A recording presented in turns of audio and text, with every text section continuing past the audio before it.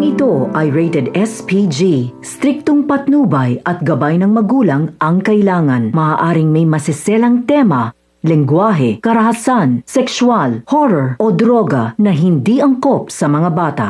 Hello sa lahat ng ating mga masugid na taga-subaybay. Sa videong ito, ating tatalakayin ang mga susunod na kaganapan sa episode 77 ng Prinsesa ng City Jail. Kung sa tingin ninyo ay matindi na ang mga nangyari sa nakaraang episode, mas titindi pa ang mga susunod na eksena.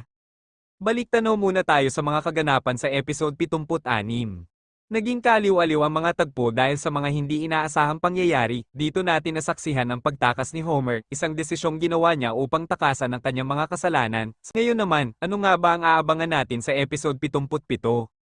Sa pagsisimula ng episode, makikita natin si Princess na bumisita kay Pusoy. Ibinahagi niya ang magandang balita na siya ay nakalaya na. Ngunit kasabay ng balitang ito, isiniwalat din ni Princess ang pagtakas ni Homer, na agad ikinabahala ni Pusoy. Nagtanong ito kung paano pa siya makakalaya kung ang tanging susi sa katotohanan ay nasa taong ngayon nagtatago. Samantala, isang nakakakilabot na eksena ang masisilayan natin kay Liberty. Hindi niya inaasahang mabubunyag ni na Xavier at Justin ang kanyang mga lihim, ang kanyang masamang intensyon at ang tunay na dahilan kung bakit gusto niyang makulong si Princess. Kita sa kanyang mga mata ang takot at pangamba.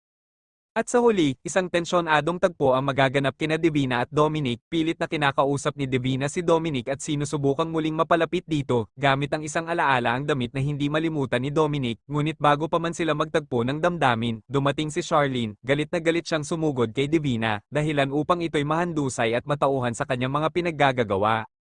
Ayan ang mga dapat abangan sa susunod na episode. Mas umiinit na ang mga eksena, mas tumitindi ang bawat revelasyon, kaya huwag palalampasin ang mga susunod naming videos. Tutok lang, dahil malapit na nating masaksihan kung paano makakamit ni Pusoy ang hustisya at ang tunay na kalayaan.